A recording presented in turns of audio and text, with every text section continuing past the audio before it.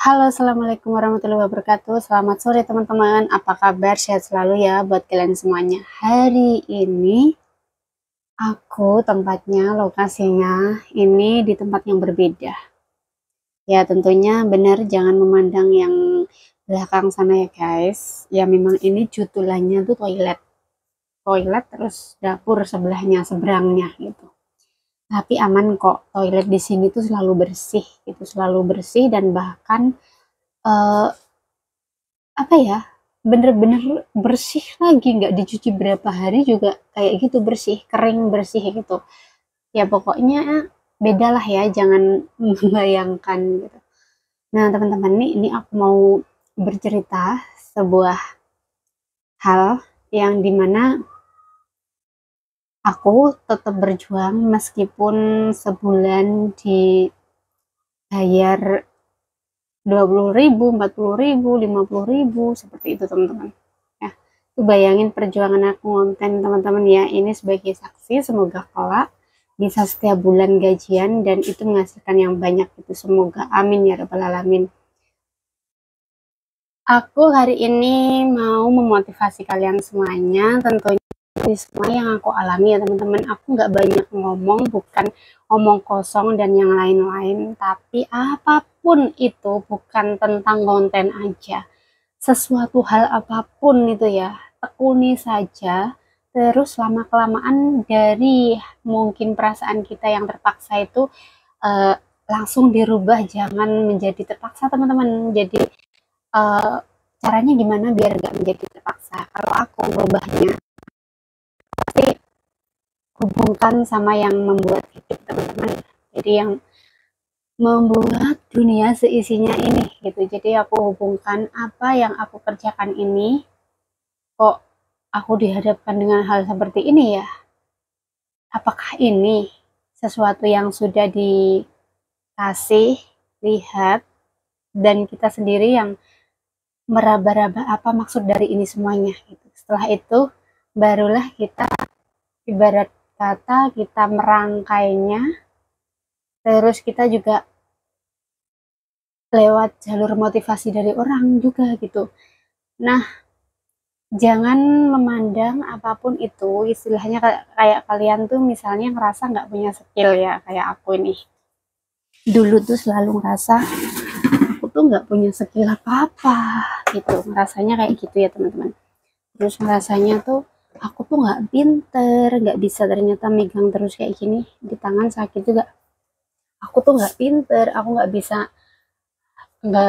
bisa ngapa-ngapain. Itu stop. Sekali lagi, pikiran yang seperti itu harus kalian stop ya. Karena kenapa? Kalau pikiran itu kalian terus-terusan,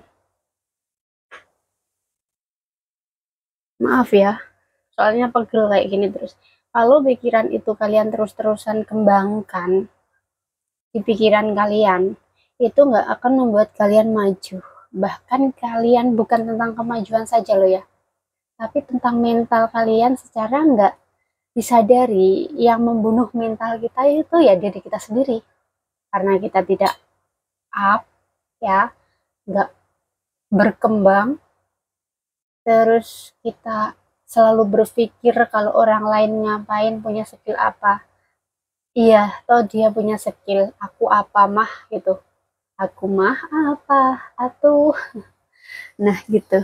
Jadi jangan seperti itu. Setiap manusia yang dilahirkan itu pasti punya kelebihan dan kekurangan masing-masing. Namanya juga manusia, nggak ada yang sempurna.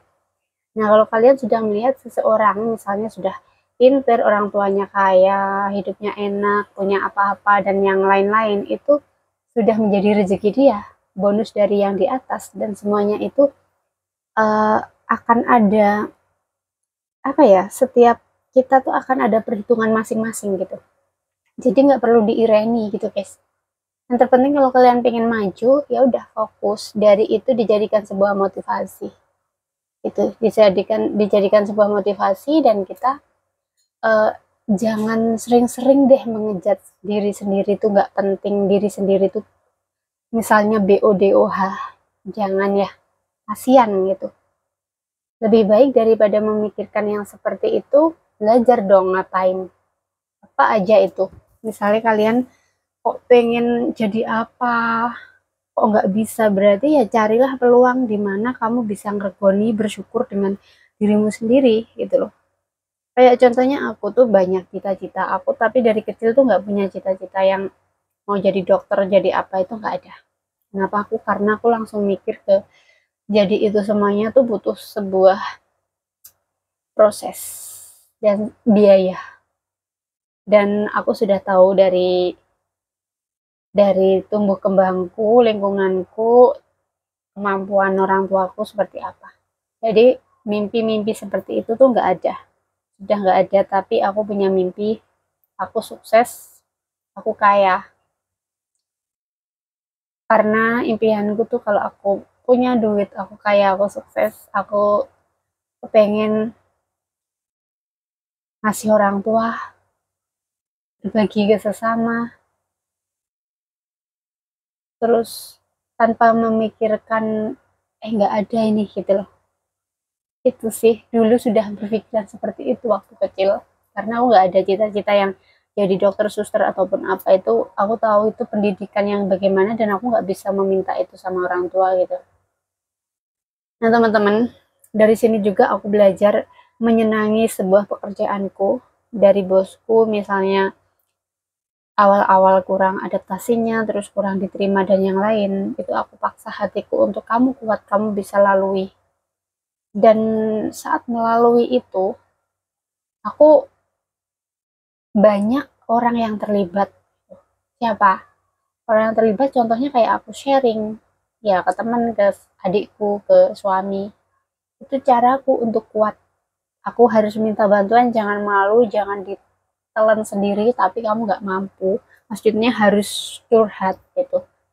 Karena curhat itu penting banget. Kesadaran kita untuk curhat kalau kita bukan tipe orang yang bisa sendiri. Maksudnya bisa sendiri dalam arti uh, orang itu kan ada beberapa macam.